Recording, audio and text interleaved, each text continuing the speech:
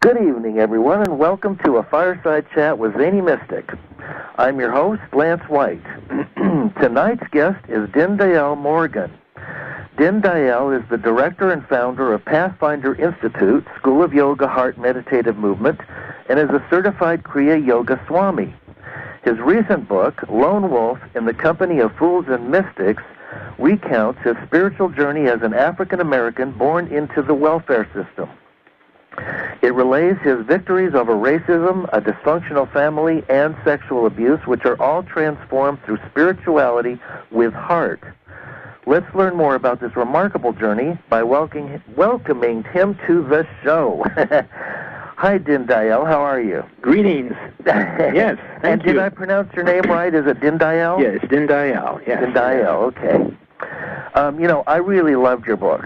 Thank you. It touched my heart, and I loved all the pictures of your family and the various other things that you put in there, and meetings with your spiritual masters. It was really a warm. I just felt like I connected.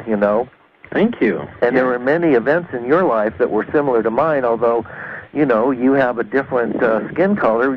Some of these things are just translate into, we're humans. We're in the human experience, Spirituality 101. Truly, truly. So let's find out more about your journey, and when did it begin?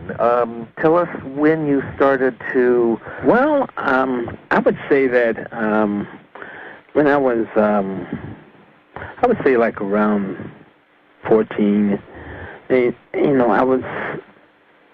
was always, I always wondered in the early years why people did what they did. And maybe it was naivety or whatever it was, but for example, I was brought up in the church, and there was an aspect of the church that always, I thought, well, maybe this is the way to this thing called God. But what I was observing in this young age was I was observing people behind the scenes doing things that were, it just didn't go together with what they were saying at the pulpit. And it made me realize that everyone, I wasn't very articulate in being able to speak because I had a speech problem in the early years of my life, up until around 12, 13, and I couldn't talk. So I couldn't say anything to anyone. So I used to observe those kind of things, and I was wondering, people don't always say what they do, and they don't always do what they say.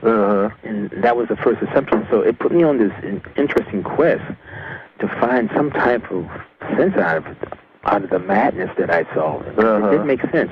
Give and take. I was a young guy at that time, but I felt that if a person, in the early years, children, they go by what you say. The minute you start lying to them, or you say things and you don't follow through with them, they begin to develop their own way because you're the first impression that they see in the early years. And my mother, she, bless her soul, she did the best she could, but at the age of 16, she had me. And my father, he didn't really know how to be present.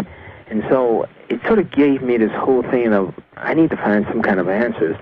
And I had the opportunity. I could have went totally the other way, and really got involved with the law of crime, but I did not. I didn't totally go into that arena. Good.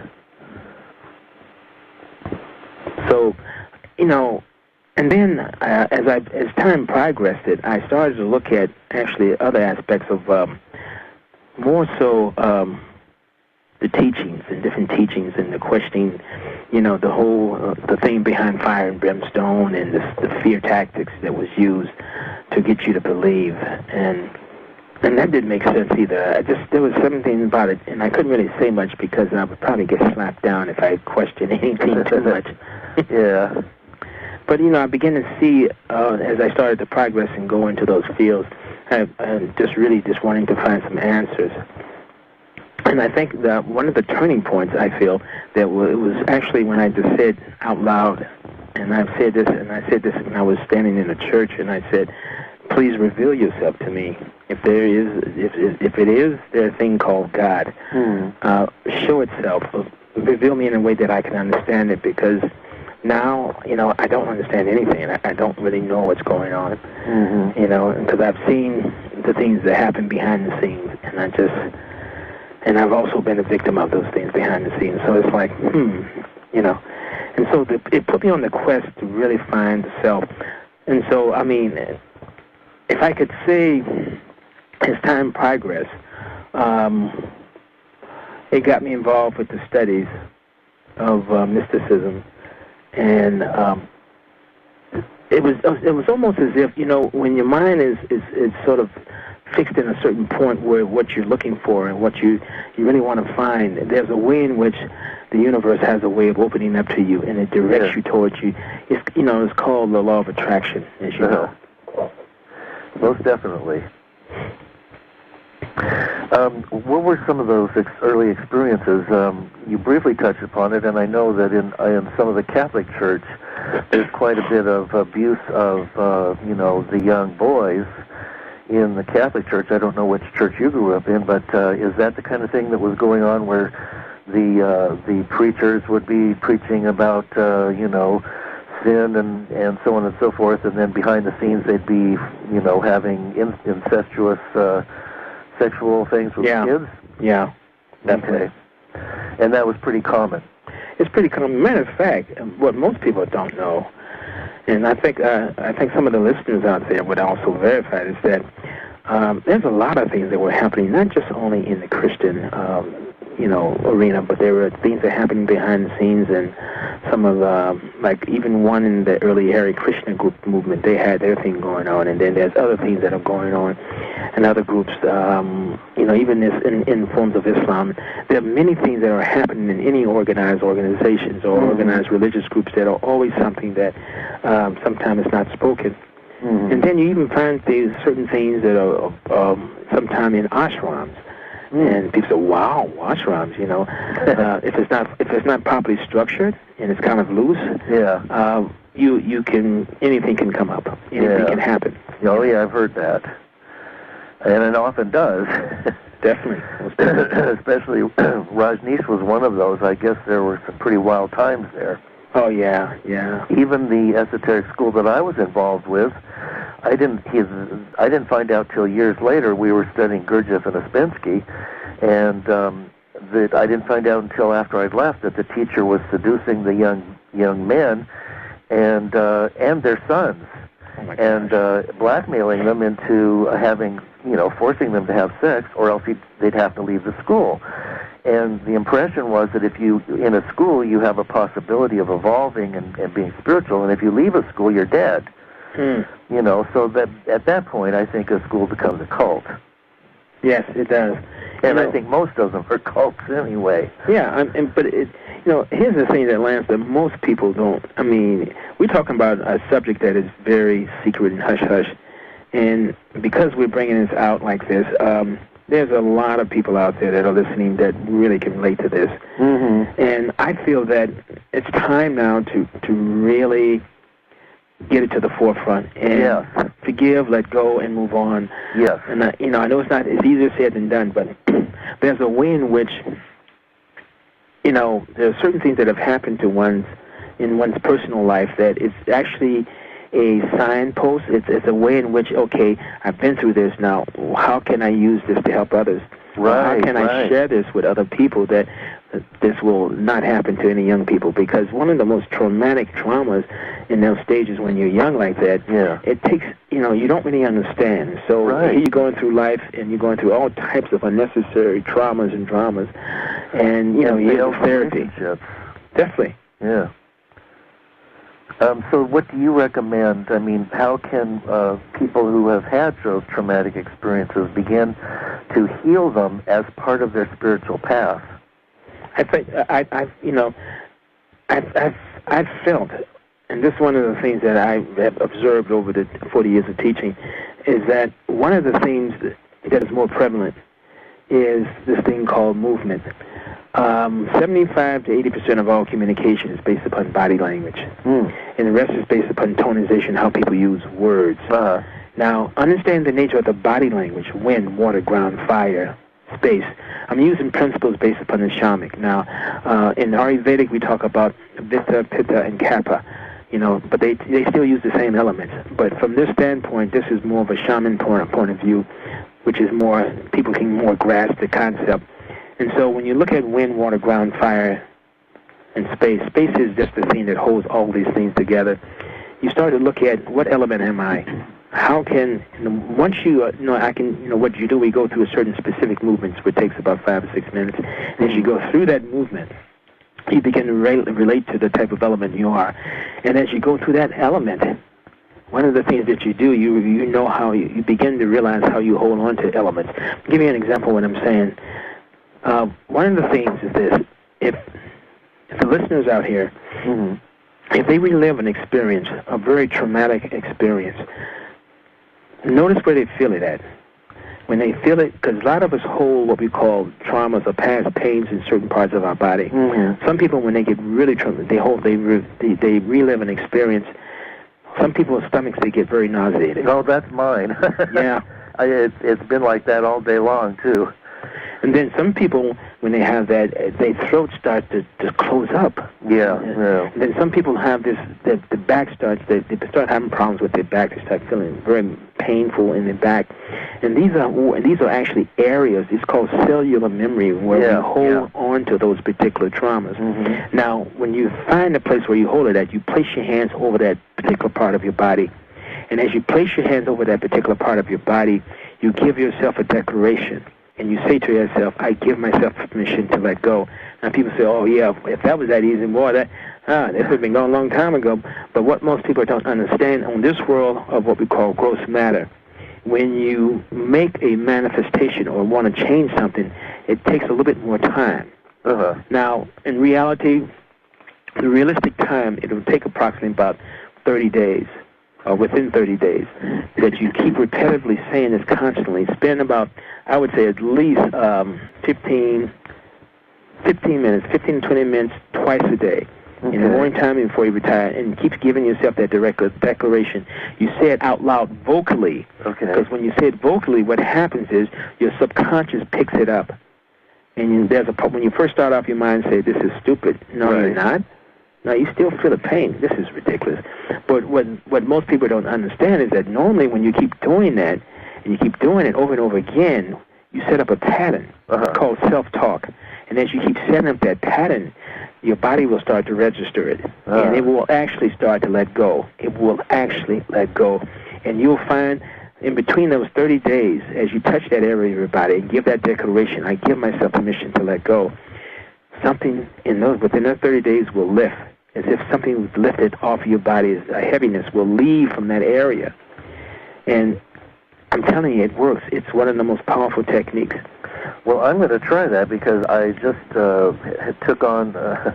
I just was involved with a situation, I won't go into the details, but where I had an opportunity to be a victim, and where I was lied to or manipulated, and it's a very unpleasant feeling. So, I carry all that in my stomach, because my empathic skills always warn me through my stomach. So I'm going to try that for 30 days and see how that works, because it's so simple. Definitely. And I have heard that these things work, but you need to consistently do it for at least consistency. That's 22 one of the key. Or 30 days. Yes. Another question, what advice do you have for those who might be in dysfunctional homes? Because let's face it, there are a lot more dysfunctional homes now than there are normal homes, or living in poverty. And how did you work through your situation and not become a victim? How did you work through your victim consciousness? One of the things that I did, I woke up one day, and not so much as woke up out of a sleep getting up, but as I was walking through life, something dawned on me. And what dawned on me is that none of this stuff was making sense that I was doing. I was, I grew up in the welfare system. My grandparents were in the welfare system. Mother was in the welfare system. I was in the welfare system. So it's like, why am I doing this? I asked the question, why am I subjecting myself to this?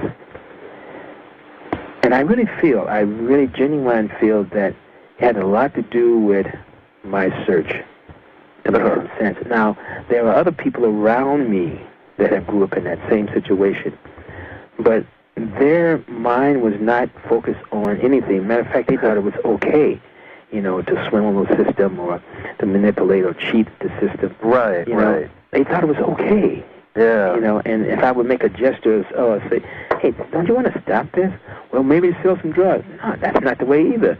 Right. Well, what do you think, man? Well, find a way in which you do something that you really enjoy doing, something that gives you great joy, and just do that. Oh, well, they don't really immediate money in it, man. I don't want to do that. And I say, no, just do it. Just see if it works for you. See how it goes. So what it did, it put me on this quest to really make a change. And so what I did, I wound up working 3 jobs.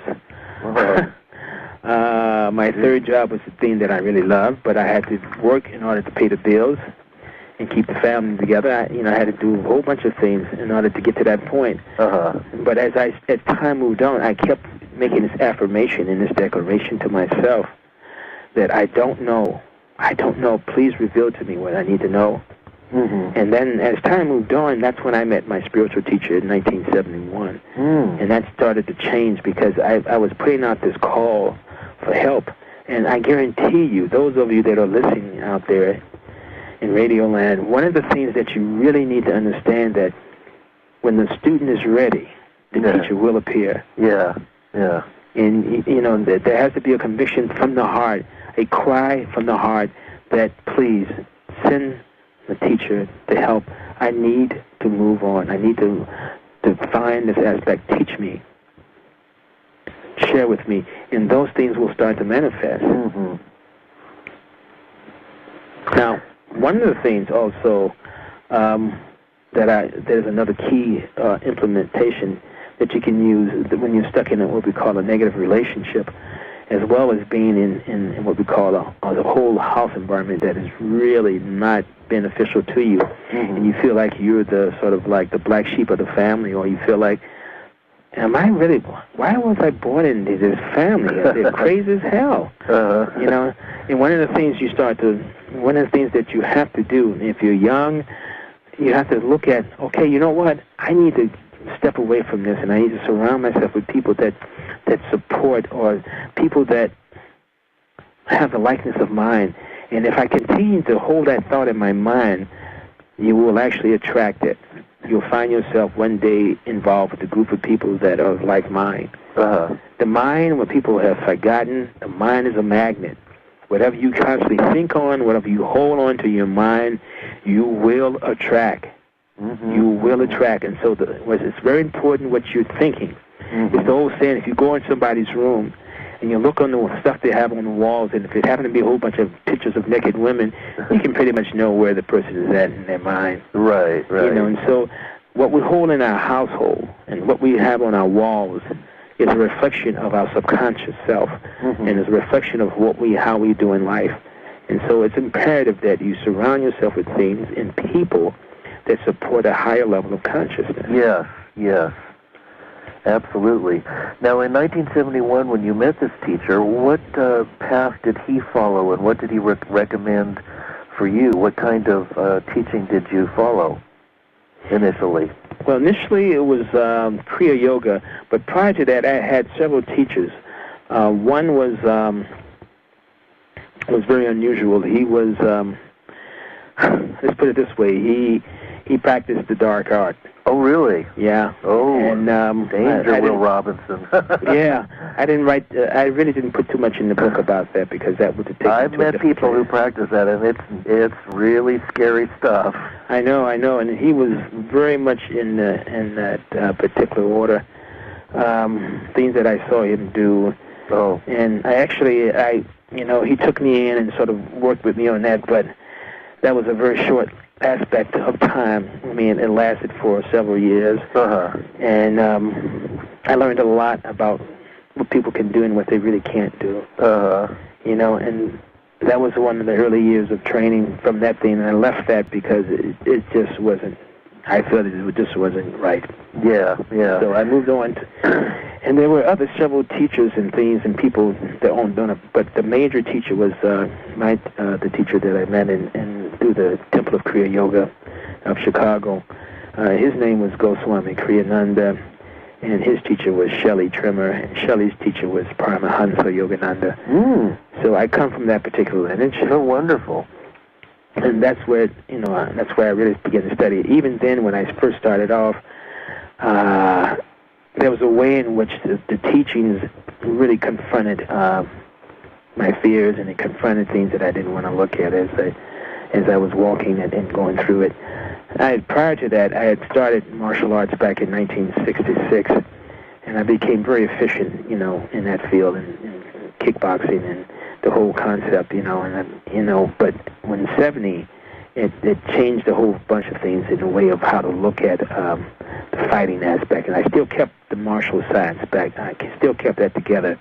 People often would say, well, you're doing this yoga and you're doing this martial arts. Isn't this in contradiction? Ahimsa, nonviolence? And most people don't understand we're all soldiers in a battle. It's not so much as what you're doing, it's your intention behind why you're doing it in the first place. And so I began to realize the balance, and I kept the martial, but I started looking at the balance of the martial science and how it fits in, and how, the intention and energy and movement plays a major role in how what's going on internally from a microscopic level inside of our bodies, because we're constantly fighting what we call antibodies and other things that are going on, foreign things that are not really conducive. It's called the immune system. There are cells that are dying and rebirthing again. And if they don't defend you, you're in trouble.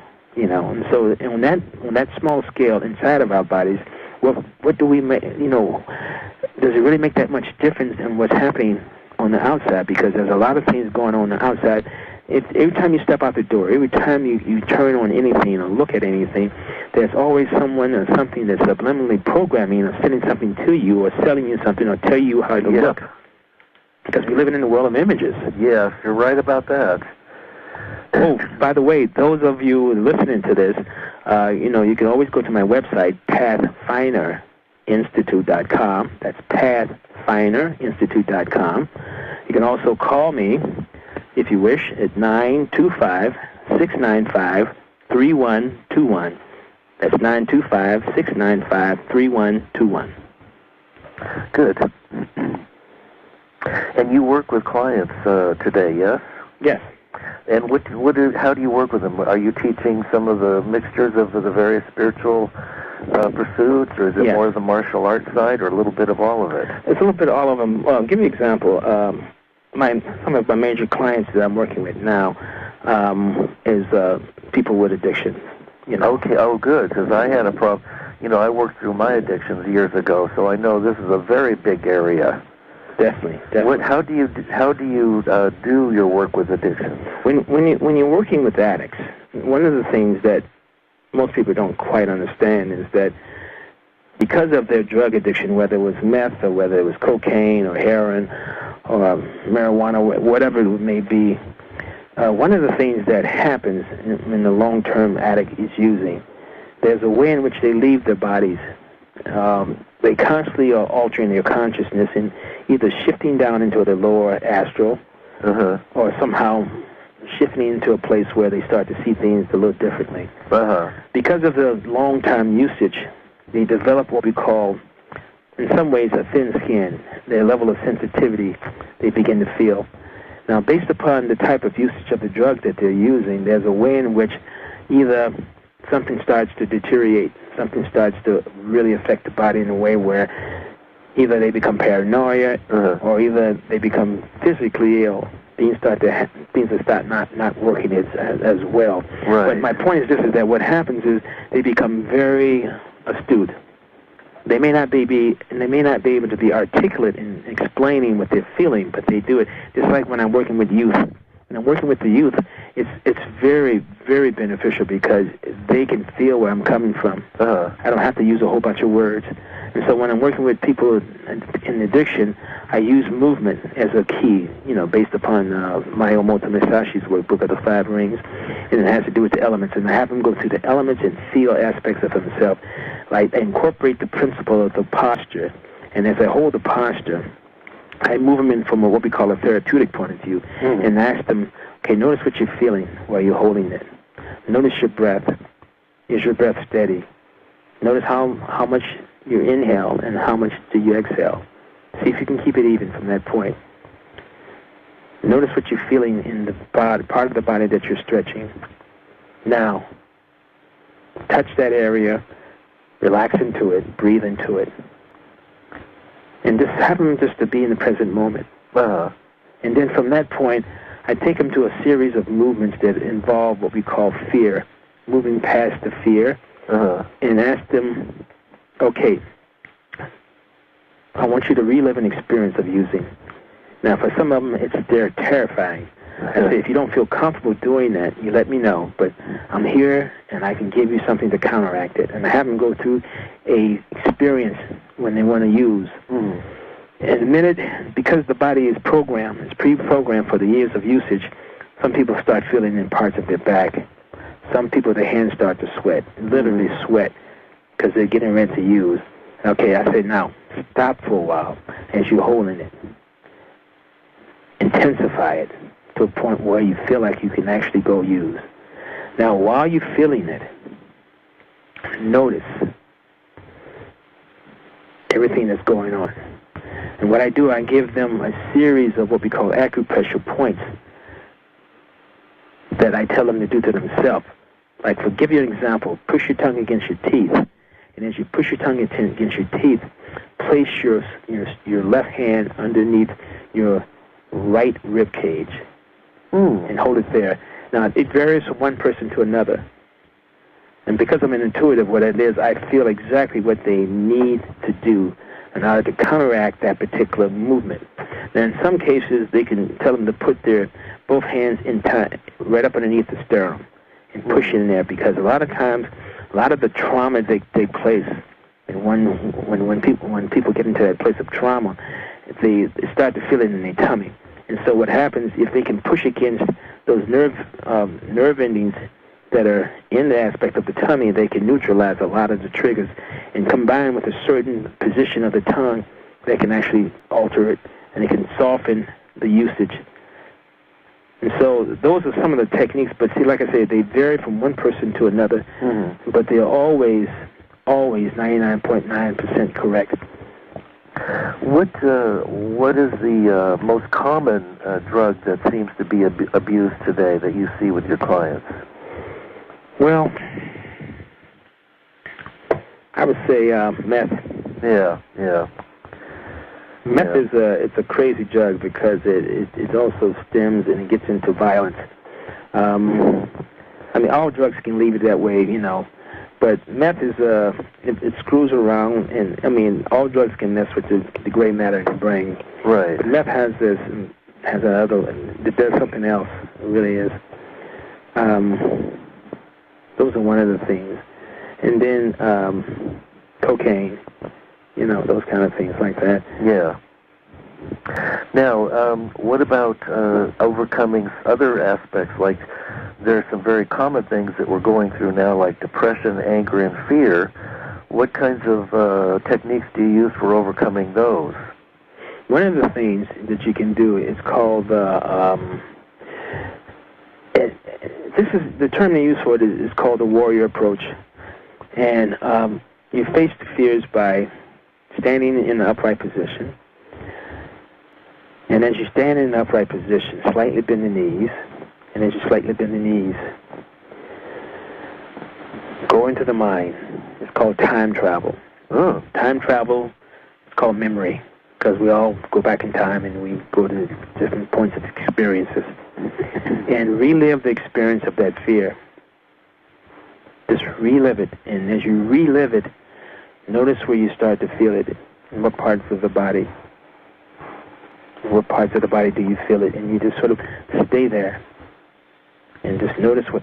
Now, for some people, some of my experience with most people is they are so what we call conditioned to cover it or to block it. It's very hard for them to get to that place. Very hard, unless they actually physically in the experience itself But what most people don't really understand is that basically the experience is really going on in your head, and the physical aspect is just it's like a mirror being reflected back to your thoughts. And I think most of us know that if you think or felt long enough of an experience, you will actually start to feel it like it happened yesterday. Yeah, yeah. And so while they're standing, have them go through that. Now, one of the most advisable things to do is in front of a mirror, because most people don't like themselves. In our culture, everybody's trying to be somebody else. Yes. And so the first thing is self-recognition and self-love of the self, not to a point of just pure ego, but from a point of view that you are part of creation. You're part of the mechanism that makes things move and work. And you have a right to be here. And so what you do is you look at yourself in the mirror, you say to yourself, and you ask yourself as you feel this fear, and notice how it comes into your body, notice where it focuses at a certain point of your body. And this is where the whole thing comes back, that I give myself permission to let go of this fear. And as you do that, as that area that you're doing it, you hold it and then you bring your arms out from it. Now, these principles of movement, simple, they may be very simple, but they are very powerful. And these are the principles of movement psychology. What I have observed in the past 15 or 16 years is that movement psychology has a powerful impact on purging and getting people out of what we call the deep level of their subconscious. It's a very powerful practice. It's one of those things, and usually these types of movements you can also find in Feldenkrais and Alexander techniques. I use the term ATM, awareness through movement. There is something about the human body that we are missing here. I see so many people that are in the spiritual practices or ashrams and everything, and everybody's trying to leave the body. And the question is, how can you leave that something that you need to master? The old ones, what they have forgotten is that they said in the early practices that learn to master your physical form before you move into the aspect of spirituality. And people, they keep doing the opposite. They're running away so much from themselves, and they think that by going into those places that, okay, it's great, until all of a sudden they find out that, this stuff is here and here. Oh, my God, I got to move on. And they keep running away from themselves. So the major objective is to really master yourself. So doing that technique and doing it in the mirror and just giving permission and opening the arms up and saying it with declaration, with consistency, it changes. In your book, you mentioned the 4 key principles of real happiness. Would you like to talk about that? Yes. Do you have it in front of you? I don't have the 4 principles in front of me. I might be able to find them. Because one of the key principles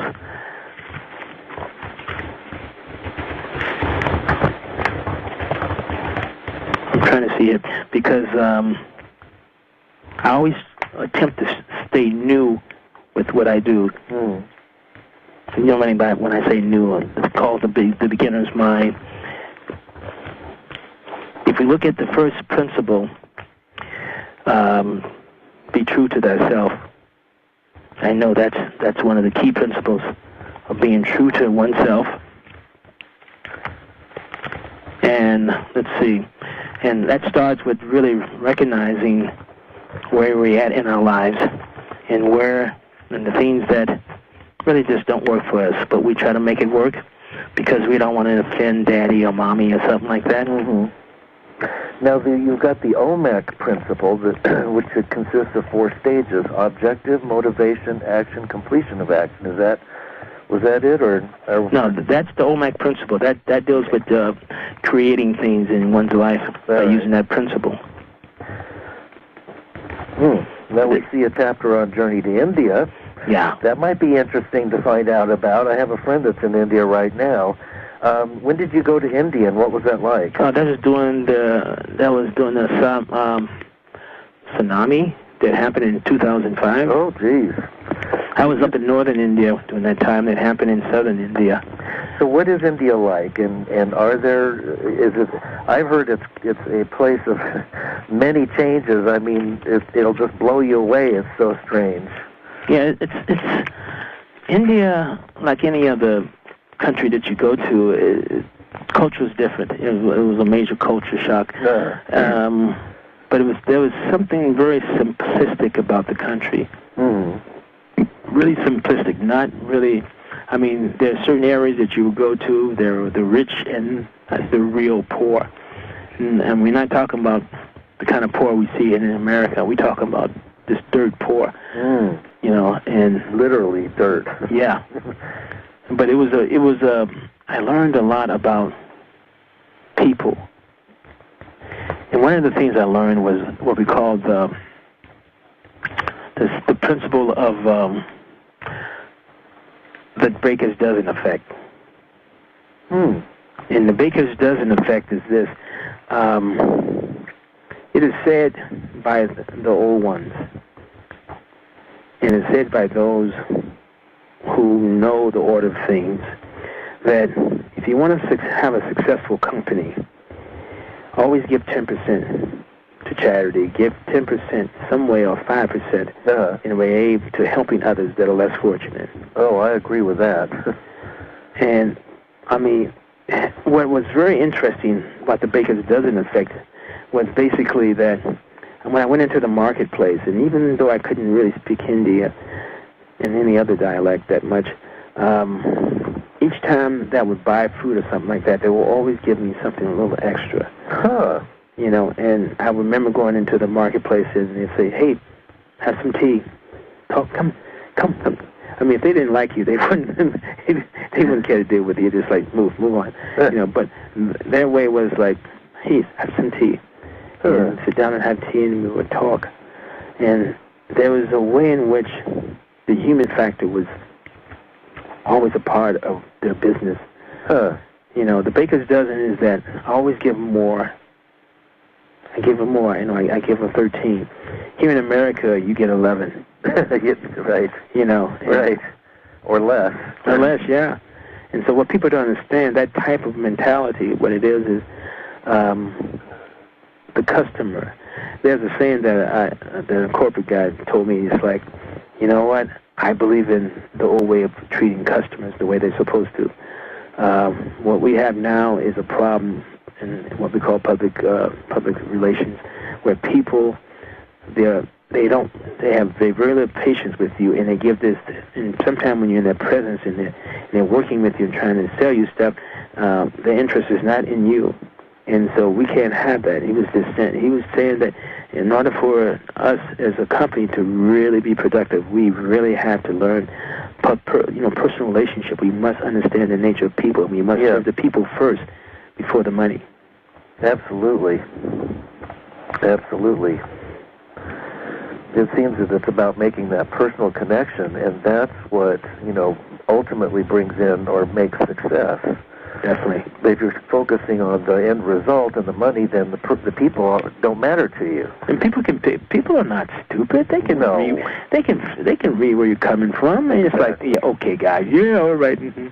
You know, and it's like you just can't do that. You know, it's not. We are human beings. And one of the most virtuous things that we can do as human beings is to love and respect each other, even though we may not agree with each other. You know, we can still respect each other. Absolutely. I love this picture of you standing in front of the Taj Mahal. Did you go inside there? Oh, that's a beautiful place. Is it? Beautiful place. What's it like? I mean, what was your impression when you walked in through the front? I felt, as I was approaching, it was almost something out of a storybook. Really? It's like, this place has a tremendous amount of energy and history, and the walls have a certain vibration to it.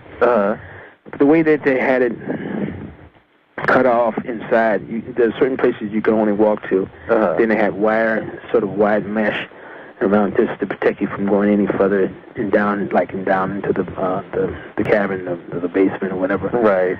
But the inside of the walls, these walls were reconditioned, some of them, and then there's other pieces that are just there ever since that place was created. And as you walked the marble, there was this awe of this person committing himself to dedicating this, the love that he had, and just sort of spending years and years of developing this.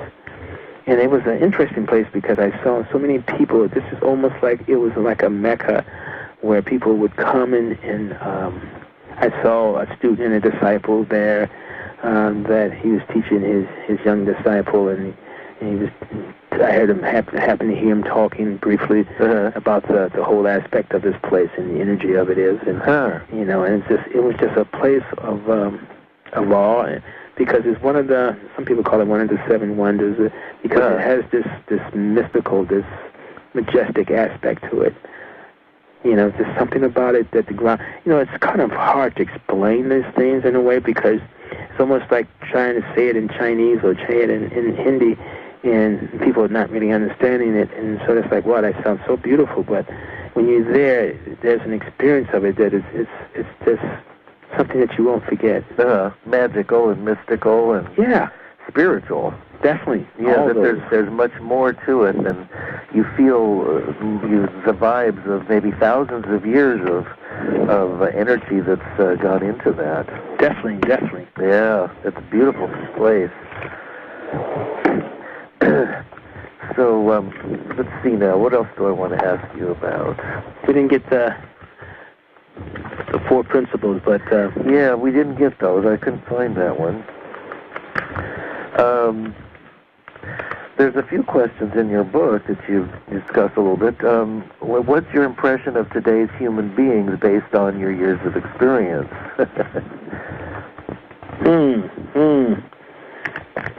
Wow. Now, I know what you said in the book, but now you're going to have to figure out what you're going to say on the air. Well, here's the thing. You want to phrase that question again? Okay. Let's see if I can maybe phrase it a little bit differently. What's your impression of today's human beings and where they're going? Okay. I'll put it that way. All right. And I'm only coming from my short time. I haven't lived completely 100 years or so, but being a teacher, it puts me in a whole different frame. I'm constantly, 24/7 mirrored. I'm constantly being mirrored back to, and I'm constantly seeing this aspect of human nature in the raw, and it keeps me in check. It keeps me sharp. It keeps me honest. And one of the things that I've observed in what in this present day, in this present society, is this thing of, how can I say it? It has a lot to do with a lack of honesty. Oh, yeah. And the honesty is not so much as somebody lying to someone else, but it actually has to do with them lying to themselves. Yes, absolutely. I see that too everywhere. And it's almost as if they put on these pretend of grandeur of what they are and who they are, and in truth, they're just lying to themselves. Yeah. Yep, I see a lot of that too, and another thing that I think we're kind of skirting around it is that most people have turned towards or are focusing on material things and on acquiring more material things, and as a result, they're not really happy and they're not really satisfied, and so the spiritual aspect of the self is getting buried deeper and deeper inside of one's body. The soul, the spirit, is not being expressed, and so a lot of people are feeling frustrated and angry, and they probably don't know why. I know, and pretty soon as you start to acquire, it's nothing wrong with material wealth. It really isn't. But the problem that usually arises from that is that when you make it your God, or you make it something better than spirituality and better than divine connection, because everything physically is transitory. Nothing stays the same. If it has a beginning, it has a preservation, and it also has an ending. Mm-hmm. And what people don't understand, if you keep trying to focus to try to get satisfaction in a material thing, whether it's a woman or a man or whatever, you will always wind up short, because people that we love dearly will one day leave us. Mm-hmm. It'll either be by way of death or we outgrow each other. You had one of your relatives appear to you after he died, didn't you? Yeah. You want to talk about that a little bit? I believe that was my grandfather. Yeah. Yes. Grandfather Pruder Morgan. He came, and he was looking at me with this beautiful smile of approval. Good. And as he did that, he kind of, there's a way in which they was saying, okay, when that happened, that was very interesting, because when that happened, my wife happened to also notice there was a presence in the room. Mm-hmm. And as he did that, he turned. And as he turned, he walked, went through the wall. I took that as a way of connection, mm-hmm. and a way of which he was concerned. He was concerned so much that the energy that took him to actually create that etheric body, that form, mm-hmm. And just to say to me. And I knew it was him because I felt it, and it was just a feeling. He had a wide brim hat and one of those types of suits from the 40s. Yeah. But he was smiling. Yeah, he was smiling. It was a very interesting experience. So it sounds like he was telling you, I mean, just on the surface of it, that he was approving of your direction. Yeah. And he was saying hello, and then also telling you that he was fine. Definitely. Yeah, isn't that wonderful? All in the same thing. That's wonderful. Now, you've been working with yoga for quite a long time now. What do you consider to be the true yoga? That which is of the heart.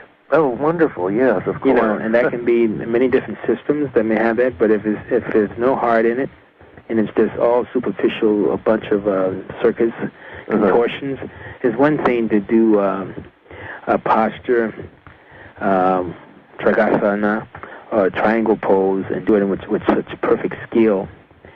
It's another thing to take the yoga and use it in your personal life to deal with all types of adversities. Most people, it's easy to teach a person how to stand on their head, really is. Mm-hmm. But one of the most difficult things is teaching them how to stand on their own 2 feet. Mm-hmm. And so because of the commercialized aspect of yoga in our country, each time you pick up a magazine, it's always some thin, anorexic-looking female, blonde, blue eyes, always showing the image of this is what yoga is. And so most men think yoga is for women, when in truth it was actually designed to work with men in the early centuries. Wow, I did not know that. Because they were the ones that, needed the really... Most people in many, many centuries ago always felt that women always had a connection. And if you look very carefully, I believe one of the ancient Chinese proverbs talks about whenever civilization falls apart and whenever the structure of the family is lost, the female principle is not present. Yes. When we come back to the female principle and mother in the household, the family will become strong. Yes. And the nation will thrive. But we don't have that. The female has been lost. There's a total imbalance. Oh, absolutely. In our society. Absolutely. Don't you feel that the divine feminine is going to make a more dramatic appearance and infuse into our society if we're ever to balance ourselves? Most definitely. Yeah. There's a shift coming. Yeah. You tell us about that. What's your perception of the shift? Well, I feel personally and also astrologically a lot of shifts coming into play. I mean, I'm not a master in astrology, but I do study the basic principles of them. And, you know, like, for example, we have Pluto that's moving into Capricorn, and that has a lot to do with change. It has a lot to do with government. And there's other things that are going on also. I mean, but if we look at the things that are happening right now in our society, there are certain symbols, because life is always speaking to us from a symbolic point of view all the time. And some of the symbols that we've seen that we've seen an imbalance of the power in our country. And it's dominated by men that are not too well. No, they're not. You know, and so there's a way, there's almost in a way that the female voice has been silent. Yeah. And they have not been able to speak out or bring a sense of balance to this, or say, look, stop for a while. Look, you're really going in a place where it's going to create more anxiety, more pain, more hate, more hurt, and more death. And so I feel that as we move in this aspect of society, there's a way in which we have to look at, we have to honor the female principle. Absolutely. Absolutely. Do you feel that these times, I feel that they're more accelerated, and, you know, there are a lot of people who follow the Mayan calendar and their time frame, which says that in 2012 there's going to be an end to time when the galactic center lines up. Do you follow any of that stuff? Yeah, but what do they really mean? See, that's the thing. And the time can be your time of your death, of your physical death. Right, right. The time can be the time of a certain type of thought bomb. See, we have what we call times of thought bombs, where they're prevalent for hundreds of years, and then at one point in time, that particular thought is no longer prevalent, and it cannot survive to the next millennium. It cannot. And so what happens, there's a major shift and change in consciousness.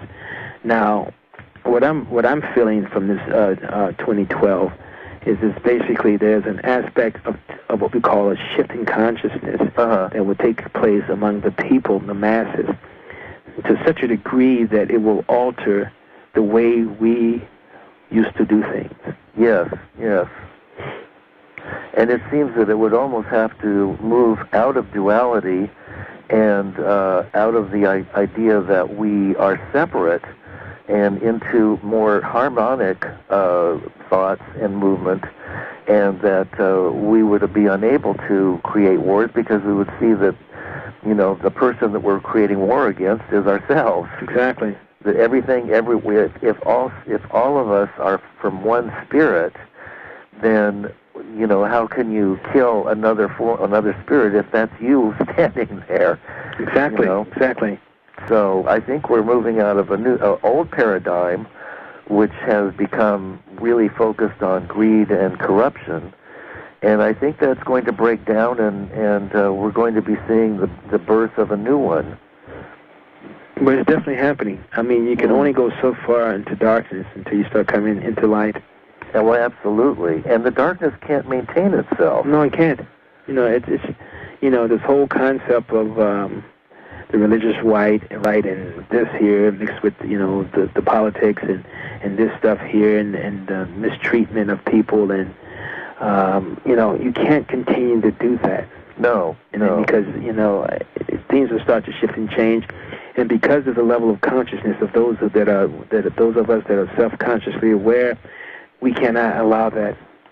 We can't mix. And so what we have done in many parts of the planet, there are many of us that have created this aspect of positiveness, peace day, you know, the whole aspect of focusing your intention in your mind, and you affect the vibration in the very ethers of the air. Yeah. You know, and as you're holding that, people don't believe that. They figure that they have to go out physically to go out and just do something to make it happen. You know, it doesn't have to work that way. First, it has to start on the subtle plane of your existence, and move into the physical. Absolutely. If every listener to the show just, you know, focuses on peaceful vibrations and releases their negativity, then even that creates a shift on the planet. Definitely. And you don't have time to send negative daggers and negative, what we call psychic daggers to Bush. You know, he doesn't really need that. If anything, he needs to be compassion and love, even though, you know, we know where he's at. Right. But, there's a way in which you don't feed that kind of thing by sending out hate and negativity. Right. You feed it by nurturing. It only perpetuates. Definitely. And it makes things, it perpetuates the fight. And it's not about the fight. It's about forgiveness and, letting go and acceptance and allowance. And, he's playing a role. Definitely. And it's a difficult role. It's not one that I would want to play. But, he's playing it really well. He should get an Academy Award for it. Yes, as a great actor. Really. Truly. One of the best. He's come from a long line of actors that have filled that role. But, those are the kind of things that basically at this stage of our country that, not to get into too much of politics of it, but there's a way in which we play a major role in shift. I was looking on the $10 bill today, and it said, "We the people." And for some reason, we've forgotten that. Yes. We have to come back to we the people. Yes. Because it is us that make this government. Yes. We are the people. A lot of our forefathers have died in order to create this aspect of this particular world called the United States. And absolutely. So we have to really honor and respect it, and at the same time, keep a vigilant and a focus point in the direction that is benefiting all people. Absolutely. And focus your heart on love. Definitely. And not judging anyone else, because that's when we start going down that rabbit hole. Definitely. And it's not one of the things that most people can really get mixed up is like, well, you talk about love, is it just the passive love where they just slap you and kick you around? And, we're not talking about that. No. No. I mean, even the most cowardice animal, if you corner it, it will fight. Oh, yeah. And so we're talking about really understanding the nature of beings. Yeah. And realize that people do play a role in this world. And you don't have to do something to try to go out of your way to try to hurt them, because they're doing it to themselves. Yes.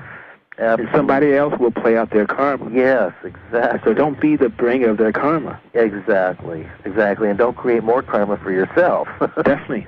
By trying to play God and judge and take care of that other person's situation.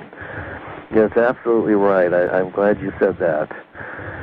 We're going to be running short of time in a minute. Do you have some lasting thoughts for us? Well, remember that you can contact me on the web, PathfinderInstitute.com. That's PathfinderInstitute.com.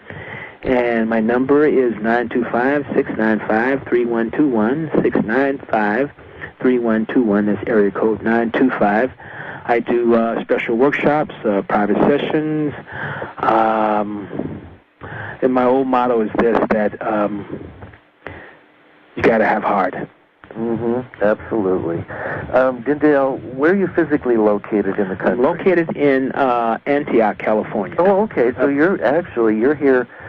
You're not too terribly far from me. Exactly. Wonderful. So you people in California can check him out, and he's a wonderful guy. And I highly recommend your book, too, Lone Wolf in the Company of Fools and Mystics. And can they get that on your site or at Amazon? Yes, they can. They can get it on, they get it more quickly if they go to my site. Okay. And get it on PathfinderInstitute.com. Okay, PathfinderInstitute.com. Well, Dinndayal, it's been a wonderful time talking to you, and I really thank you for joining us and sharing your insights and your love and your spirit. Thank you. And I wish you the very best. Thank you very much. Okay. Take care.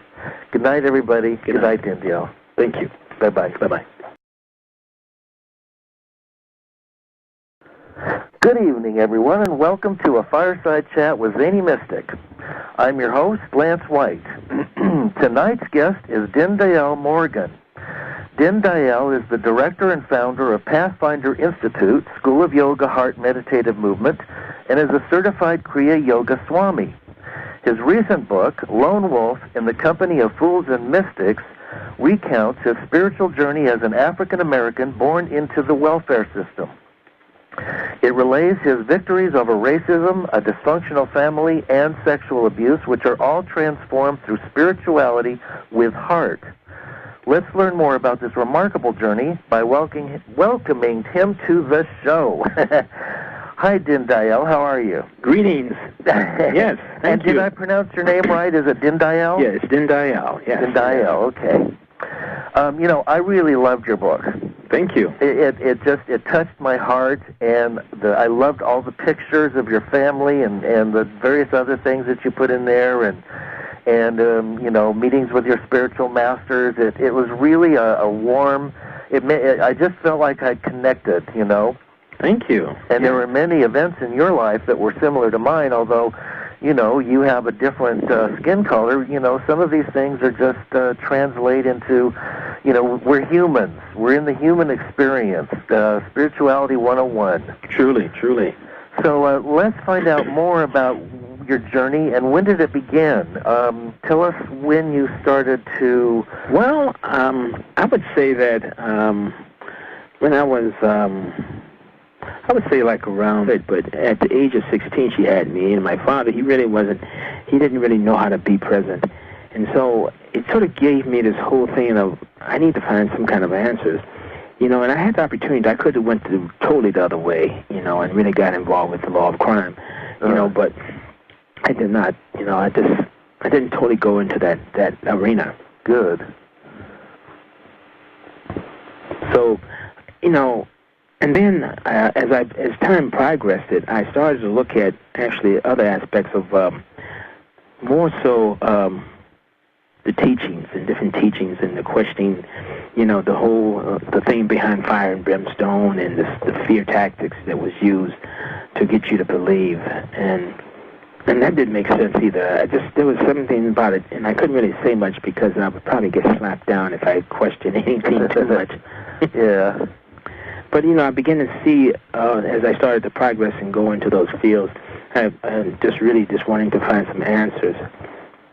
And I think that one of the turning points, I feel, that it was actually when I just said out loud, and I said this when I was standing in a church, and I said, please reveal yourself to me. If it is their thing called God, show itself. Reveal me in a way that I can understand it, because now, I don't understand anything. I don't really know what's going on, because I've seen the things that happen behind the scenes, and I've also been a victim of those things behind the scenes. So it's like, and so it put me on the quest to really find the self. And so, if I could say, as time progressed, it got me involved with the studies of mysticism.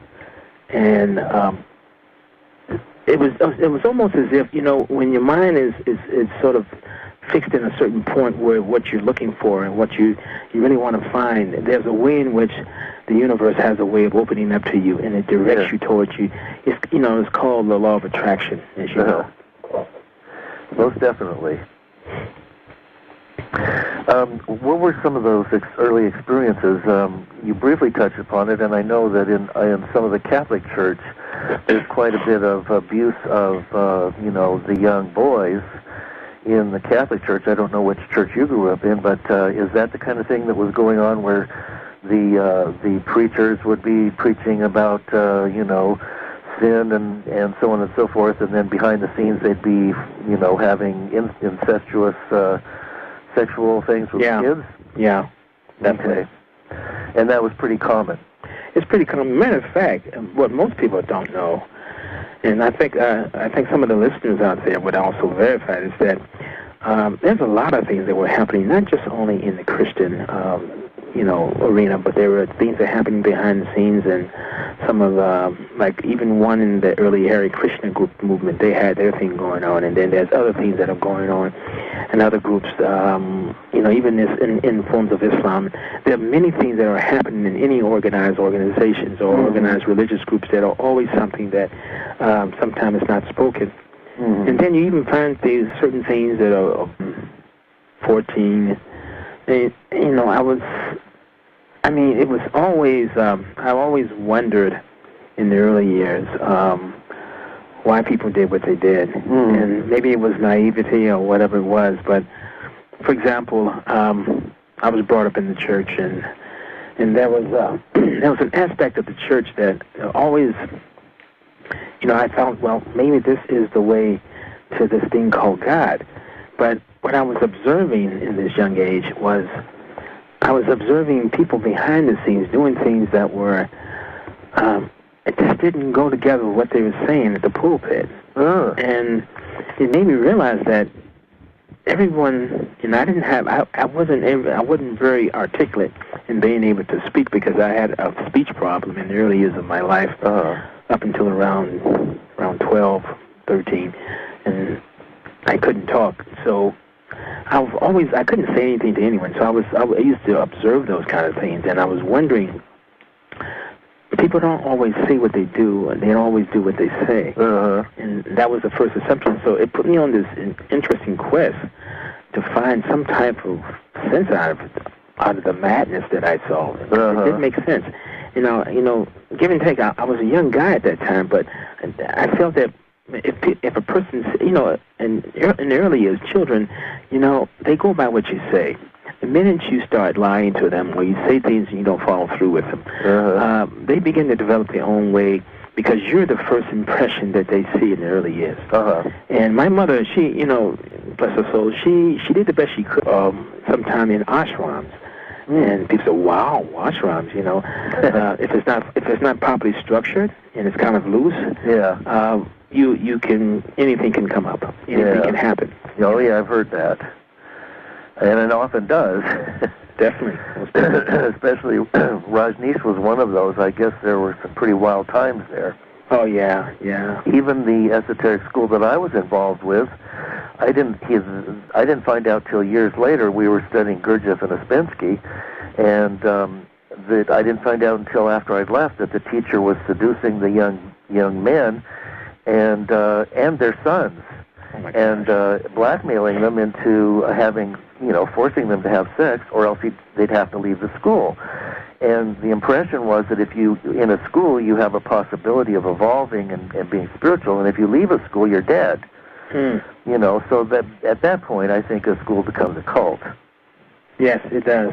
And I think most of them are cults anyway. Yeah, but here's the thing that Lance, that most people don't. I mean, we're talking about a subject that is very secret and hush-hush, and because we're bringing this out like this, there's a lot of people out there that are listening that really can relate to this. And I feel that it's time now to really get it to the forefront and forgive, let go, and move on. Yes. And I know it's easier said than done, but there's a way in which there are certain things that have happened to one's personal life that is actually a signpost. It's a way in which, okay, I've